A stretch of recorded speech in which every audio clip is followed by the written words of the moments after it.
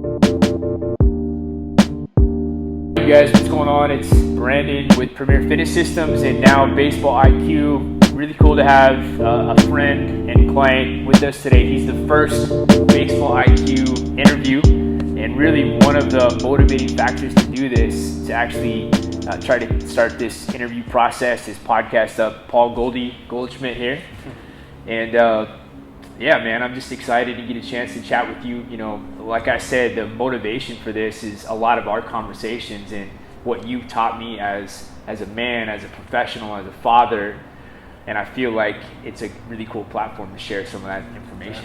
Thank you. The feeling's mutual. It's been awesome working together and learned so much, not just about weightlifting, but about life. And as you know, our conversations go so many different ways, and just honored to be here. Yeah. Well, people are impatient.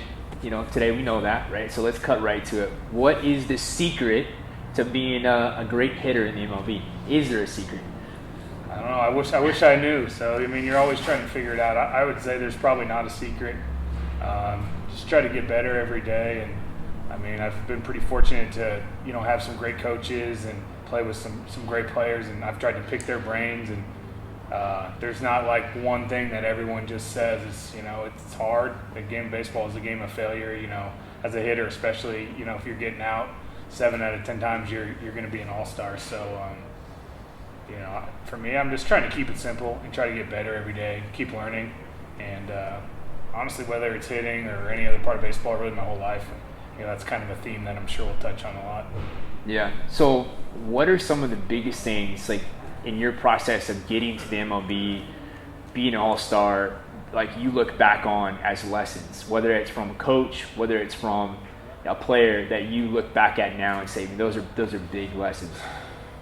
You know, I think everything every day, and I think, you know, for me, honestly, I never really made it my goal to like get to the big leagues or kind of be an all-star or whatever. It's just like, I'm gonna just see where this takes me. You know, I got drafted out of college and was like, all right, let's, you know, see where this goes. I know it's a long shot, and just kind of tried to put in my time every day, keep getting better, and not get too far ahead in the future. And I mean, that's probably been a big, you know, part of my success. Even now, like in the off season when we're working together, I'm not really thinking about that first game or anything like that. I know we've talked about a lot of times you're failing and learning from those failures, and I think just trying to take something from everybody I've played with or every coach. There's not like one thing that sticks out, and I wish there was. I wish there was something that, hey, this is like, I just, you know, I've dedicated my career to this, and of course there's specific things, but just try to get better and work hard and honestly give it everything I have. And then when the day's over, when my career's over, I can look back and not have any regrets. And that's kind of the mindset I take, you know, whether I do anything else great in baseball, I don't know, but I know I'll be able to look back and say, you know, that's the best I had. Yeah. If you could go back to a 14-year-old Paul and give him advice, like, would there be anything specific? Would you change anything? Or do you think that's, again, a part of what got you to where you are? No, I mean, of course there's advice that I'd give myself, you know, but I think a lot of times you have to learn it. You have to go through it. I also think I was lucky. I had great coaches, whether that's my dad and a lot of the lessons he taught me. I mean, kind of in high school, kind of was the first time that I like actually dedicated myself to baseball or really anything. I was always a good player, but my dad kind of was like, had a talk with me one day. It was like, hey, you know, we'll support you no matter what. But if you want to, you know, I think at that time I wanted to make the varsity team as like a freshman or sophomore and, you know, potentially get a college scholarship. He's like, if you want to do that, you're going to have to show up early. You're going to have to work hard. You're going to have to be the first one there, the last one to leave. You're going to have to get in the weight room. You're going to have to run sprints. You're going to have to hit in the cage. He's like, if you want to do that, that's great. And if you don't, then that's cool too. And you can still play baseball and have fun, but it's probably not going to get those goals. So that was like the one piece of advice that always stuck with me. So I wanted to play and I loved baseball. So I just went after it. I was, you know, showing up early. I was taking probably way too many ground balls, running way too many sprints, way too many, you know, swings in the cage. But at that age, you don't know any better. You're just, you know, going as hard as you can. And it was great. It taught me a lot. You know, that work ethic is something I try to apply to every part of my life. And try to still do it now, but try to be a little smarter about it, know my limits, know when to, take a day off. But, I mean, that's the thing that just stuck with me. I'm just thankful that my dad and other coaches kind of taught me that. Probably one of the hardest things to learn was dealing with failure, though. I think that was kind of on my professional career side. I was thinking about the minor leagues and just, how hard the game is as a hitter, and kind of that helped me once I kind of realized, you can't hit 400. None of us are Ted Williams. It's going to be pretty tough to do that. And so that was kind of, when I look back, each of my kind of, parts of my career. So in high school, it's maybe, hey, work ethic, and then, in pro ball, I was working hard and doing that, but it's like, man, this game's hard, and how do you, deal with the 0 for 3, the 0 for 4. Pro ball is the first time you're playing every single day. You may play 20 days in a row. So just dealing with that day in and day out. Yeah, one of the things I admire about you is your process and your commitment to growth. You come in like day one and you're ready to dial in a schedule and a process, and you've got a couple kids and you're married and all these things. Like, I admire your commitment to growth and getting better. Like, again, do you think that's something you kind of grew into? Did you learn to embrace that, or is that more just who you are as a person? I mean, I think it goes to my parents. From a young age, they probably encouraged us. I remember, hey, you need to study to do well in school. You want to get better at baseball, you got to practice. Whatever it is, like, it takes a lot of work to get better at something. I mean, the two, everyone asks, hey, what's the advice you give the kid? To me, it's two things, like, have fun at whatever you're doing, whether that's baseball, piano, school, whatever you're enjoying, and then work hard. If you do that, kind of those are the two things that I go back to. Yeah. So I think it was probably cultivated, but then whether that's in high school where I first started to kind of put in the work and I saw growth in myself, I think I got really fortunate that I improved pretty quickly at the same time I was working hard. So now I'm like, oh my gosh, this is the key to success, even though it isn't, but that was what I kind of saw. And then just having coaches, or teammates, and just, I don't know, that's just, for me, kind of what I dedicate myself to. I didn't think, and I still don't think I know it all.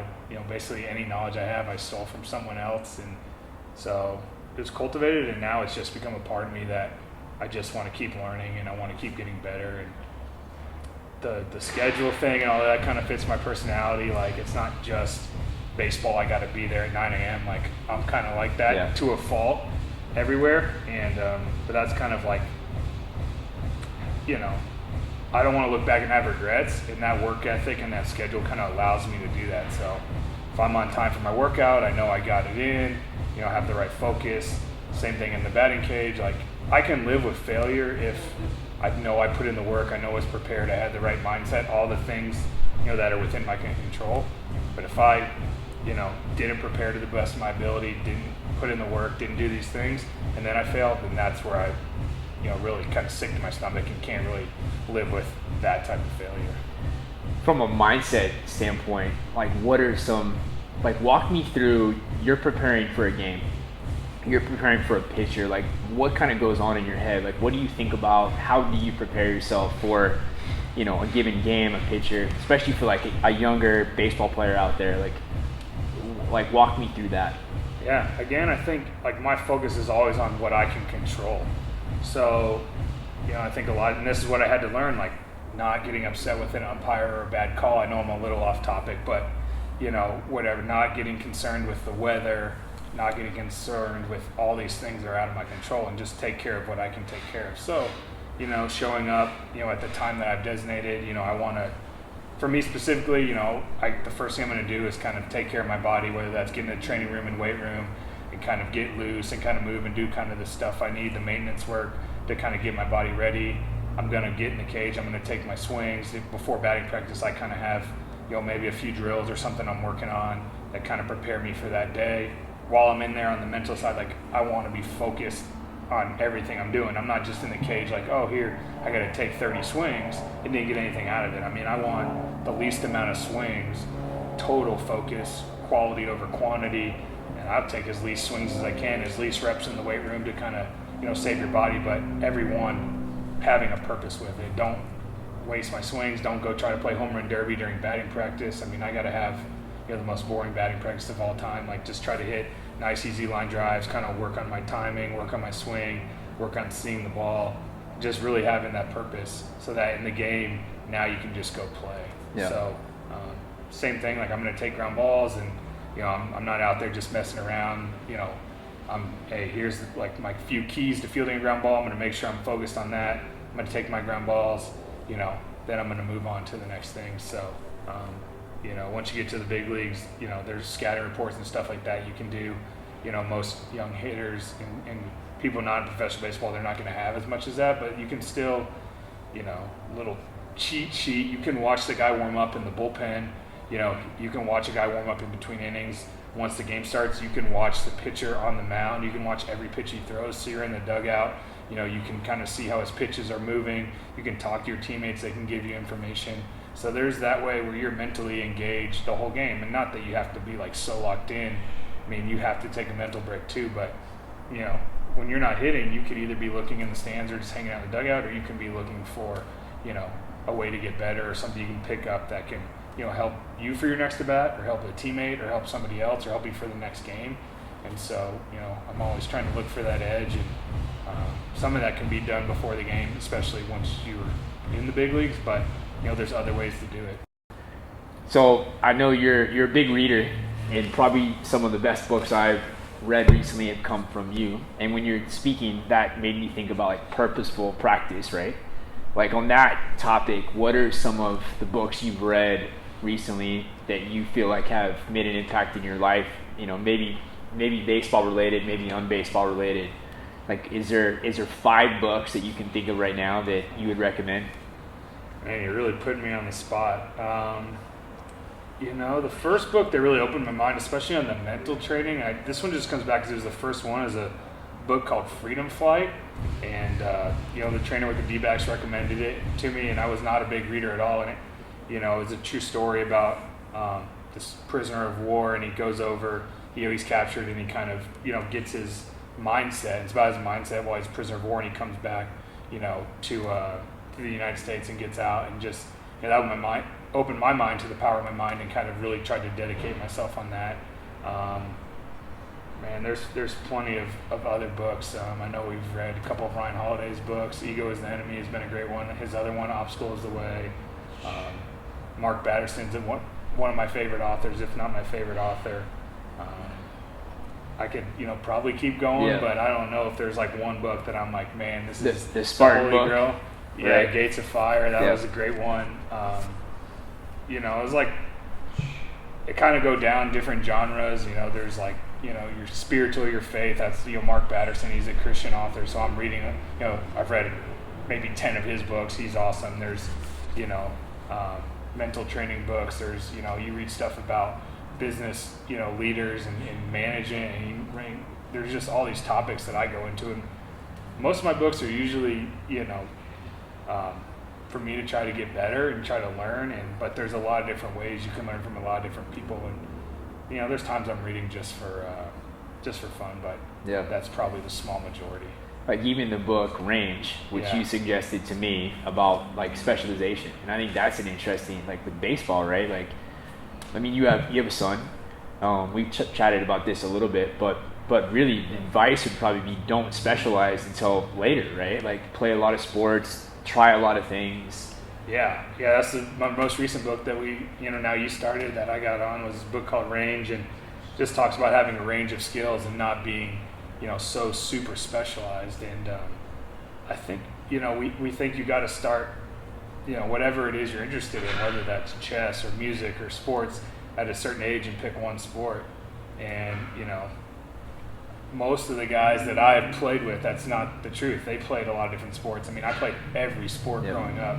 Played soccer, played hockey, played basketball, played football, played baseball. We would always mess around with lacrosse and tennis and golf. And so we did absolutely everything. And I think those skills, then transferred into baseball and tries to make you well-rounded.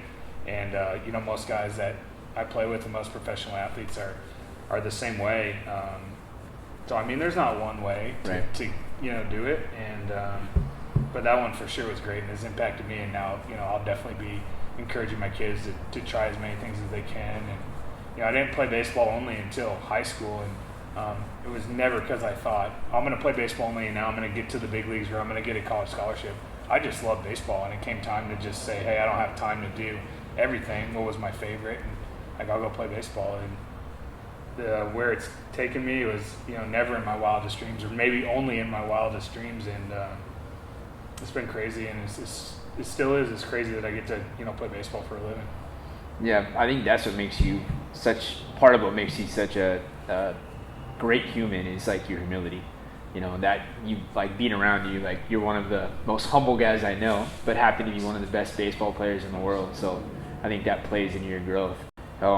So if you weren't, I asked you this the other day, but if you weren't playing baseball, what would you be doing? Like, where would you see yourself? You're 30 right now, right? 32. Yeah. So you're 30. 30. That's you're a young buck. So you're not playing baseball. What's Paul doing?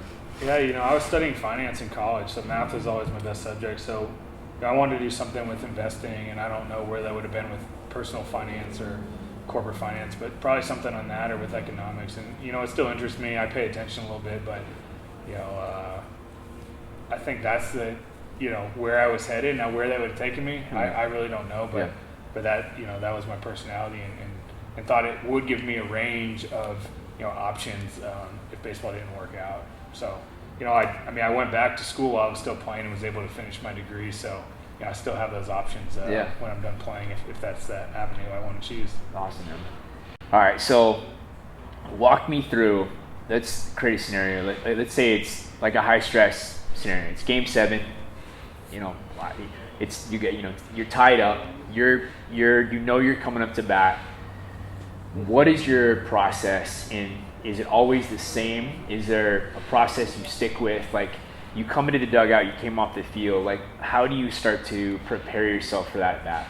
Yeah, I think, I laugh at this because I just think of all the guys I play with. I'm probably as routine oriented as any guy out there, so I have my routine. I really try not. I don't want to be married to my routine, but I just try to keep that the same. It's not like all of a sudden we're in the playoffs now, we'll do something different. So I think that's a safe place to start.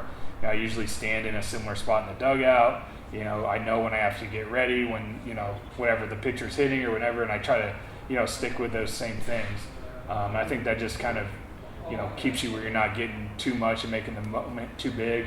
But if I can catch myself, that adrenaline can be used in a bad way or in a good way, and I just try to use it as a good way. It's going to bring your focus up. Your heart rate's going to speed up, which could be negative, but try to use breathing, try to take slow deep breaths, bring my heart rate down. Just kind of, there's that sweet spot where you're like excited and you're focused, but you're not too antsy, and just using the moment to kind of get you in that position, and just being aware of that. And then the opposite is true. If it's a blowout game, sometimes you got to find a way to amp yourself up to kind of get in that sweet spot. So in the pressure spots, definitely breathing to slow down my heart rate. I'll do it on deck. I'll step out. Just understanding what's going on. And then I think the biggest thing I try to remind myself is just,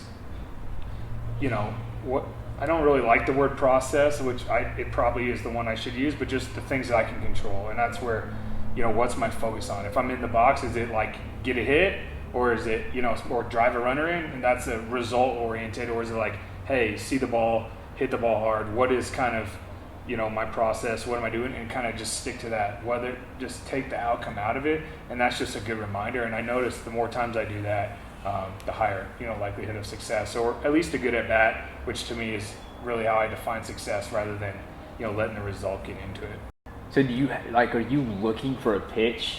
For somebody that played low level baseball, are you, outside of all of that, do you take it a step further and know what pitch you're looking for based off of pitcher?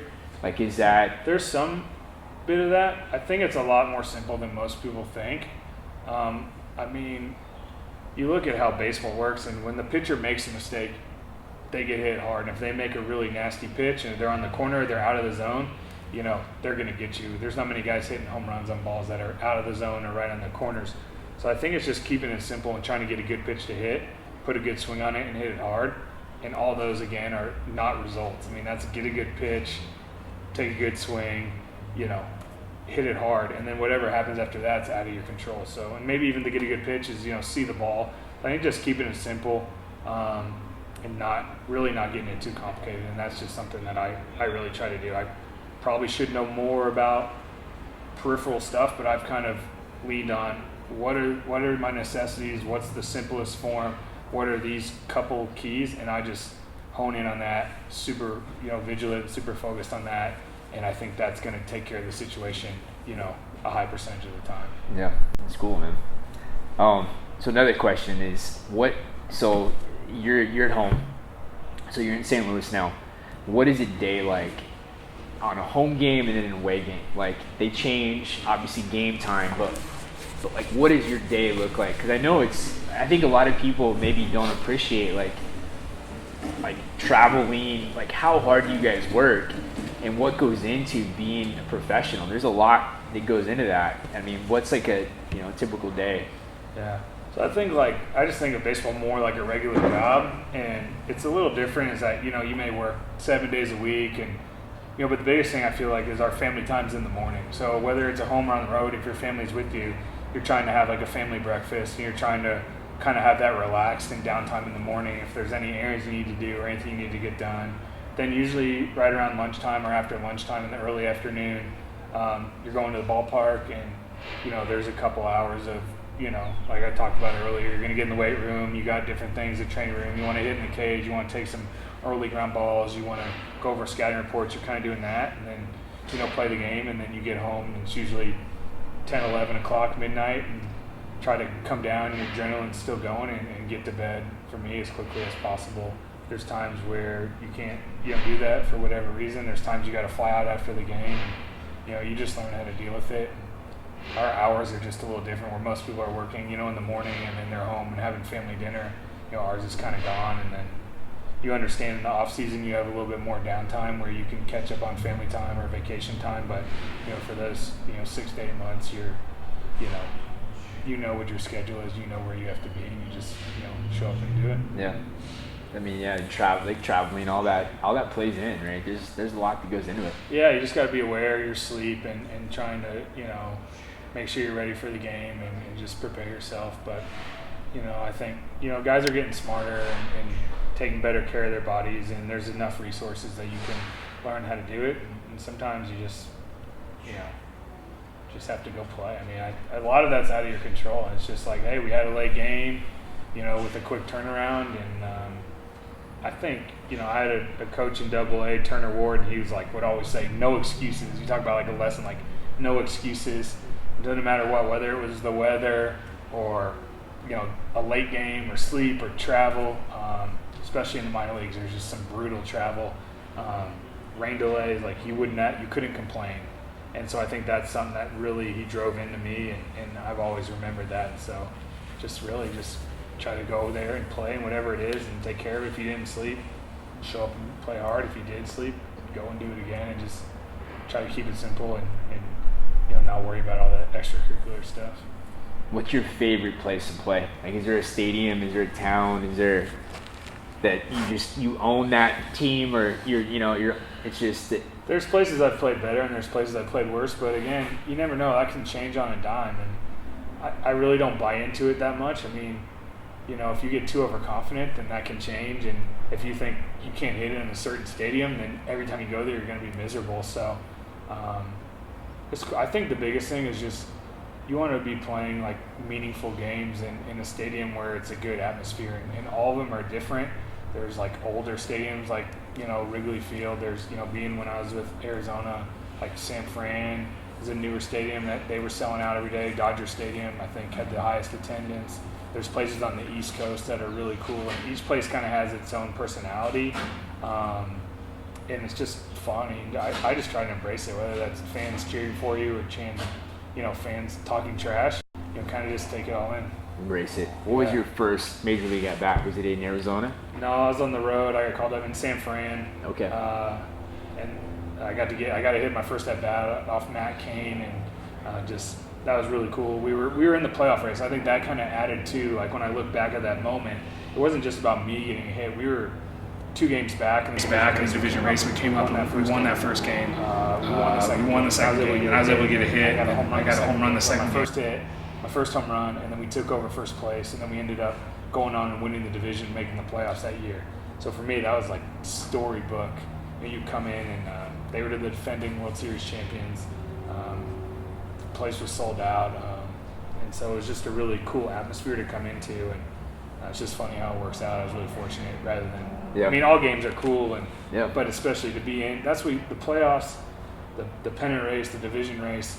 That's the most fun I've ever had, and so to be thrown in that right away, selfishly and just to be honest, like to have success makes everything better.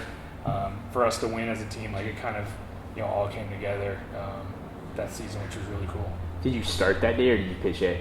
No, I got to start. They threw me right in. So, it was cool. Just right in there, and you talk about like lessons that you learn that I could have never, no matter what anyone tells you. A couple of weeks before, I got to play in the Futures game, which is basically the minor league all-star game. My first time to ever play on TV. I flew to. It was actually in Arizona, and I played. I mean, I was more nervous than I've ever been in my entire life. And I went 0 for 4, and I had 2 strikeouts, I think, and at least 1 error, and another ball I should have made. And I let my nerves and adrenaline and everything get the best of me. I didn't feel like I belonged on that stage. And I remember telling my wife, Amy, after the game, like, hey, if I ever get a chance to play in the big leagues, that'll never happen again. Like, I'll never let my nerves get in the way. I'll never let, any of that. And then 2 weeks later, I get called up, and my nerves were at a completely different level. Almost like, I wouldn't say no nerves, because you had that adrenaline was there, but I wasn't nervous, as not even close to what I thought it would be. And so that failure 2 weeks before, which at that time I was like crushed, was like such a blessing in disguise, because when it actually mattered in a game that mattered with the playoffs on the line, I was able to calm myself down and not kind of go through that, which could have spiraled me out of control. So it's pretty cool to look back on that, and everyone talks about how nervous they were, and I just am thankful that I kind of got to get that out of the way on still awesome. A big stage, but a less stage. Yeah. What about your first home run? Yeah, it was the next day I was able to hit that off Tim Lincecum again in San Fran. We won that game and took over first place, and I don't think we gave it back. Just really cool. And I remember I hit a ball the first game that I thought might have been out, and they caught it. I was like, man, this is right. Maybe I won't get one, and then I hit one that day. So it was nice to kind of get those out of the way. But then I remember game 3, my third game I was in the big leagues, and there was a play I should have made on defense. I didn't make it, and I was like, oh my gosh. But it didn't cost us the game, but it was just cool to kind of look back, and you remember every play is so big for you at that moment, and now you're talking about 500-600 at bats, and who knows how many plays. But something I'll never forget. Got to get my parents and my brothers there, my wife and her family, and it's a day they'll never forget. It was really cool. Who were some of your who did you look up to growing up? I mean, I know you grew up in Texas. Did you have, were there baseball guys that you were like, that was your guy? Were you like a Bagwell guy? Yeah, of course. I mean, I was a diehard Houston Astros fan, and Biggio and Bagwell were the guys there when I was a little younger, and kind of what I remember. Bagwell, I wasn't a first baseman, but he was the first baseman who was, I remember my dad always talking about how he was a really good base runner, and he played really good defense over there. And Biggio was just played as hard as anyone. I would get hit by pitch. He was always the dirtiest guy on the field. So it's kind of those lessons that my dad instilled in me, like by watching and trying to emulate those players. And even a guy like Lance Berkman was, when I got a little older, when I was like in high school, he was there. And, funny, he got on first base. He was still playing by the time I got to the big leagues. And he's probably the only guy that he got on first base, and I was nervous. Like, there's Hall of Fame guys, Derek Jeter, Albert Pujols, whoever, Miguel Cabrera, and just kind of, that was the one guy who I was like, oh my gosh. And I got a chance to meet him, and an awesome guy, but it's kind of funny that I remember him getting on first base, and that's the only time I was nervous to talk to someone. Yeah. He knew who I was. I was like, this is the coolest thing ever. And so it's just kind of funny how that works out. Yeah, it's awesome, man. Yeah, it is. I mean, I'm sure there's a lot of those stories, but that's one that stands out. Yeah, that was just, for whatever reason, when I first got to the big leagues, you are like, I wouldn't say in awe, but there's these guys you've been watching on TV, and now you're competing against them. And it was something I was just really aware of, and to not let myself go to that moment. We were facing really great pitchers and hitters and all-stars and Cy Young Award winners and, World Series champions. And like, in my mind was just tried to block that out as best as possible. I don't really know where that came from, except I just was trying not to let the moment get bigger. And thinking back, I think I did a pretty good job, but I wasn't really aware of that. Nobody gave me the advice. I just was trying to find a way to have success. From, say, college, minor leagues to the bigs, pitching, what changes? I mean, guys are just better, right? They're better at hitting spots, but what are some of the biggest things that changes when you go level to level? It's just consistency. That's the biggest thing. Guys make less as you move up, guys make less mistakes. So college, you're getting plenty of pitches to hit. Of course, the stuff's not as good. Everyone's stuff's getting better. But when you're getting to the minor leagues, a lot of the guys, their stuff's pretty similar, but their just command is not as good, and you're just getting less pitches to hit. And that's where I remember going and going from the minor leagues to the big leagues was like, I just can't. There's not as many mistakes. And if I get a mistake and I foul it off, I wasn't getting another one. I mean, you do get them, but just in AA and AAA and the minor leagues, they're just eventually you're going to get multiple pitches in the middle of the plate. In the big leagues, guys are just hitting their spots, and you'll have at bats where he throws 3 pitches on the corner, and that's that dealing with failure. Instead of getting down on yourself, you can't hit 1,000. You just got to be honest with yourself about, was that a good pitch to hit? Could I have done something different, and really go into that self-evaluation mode and take the result out of it. Yeah. Who's probably the funniest guy you played with? Like, just character, fun to be around. I mean, there's probably a decent amount, but is there one guy that sticks out? With the Diamondbacks, Martin Prado and Gerardo Parra, those guys were awesome. Yeah. And they brought energy every day. I'm sure I'm forgetting about someone, but, those 2 guys. They just won. He just won with the Nats, right? Yeah, with the Parra glasses with the baby shark and everything.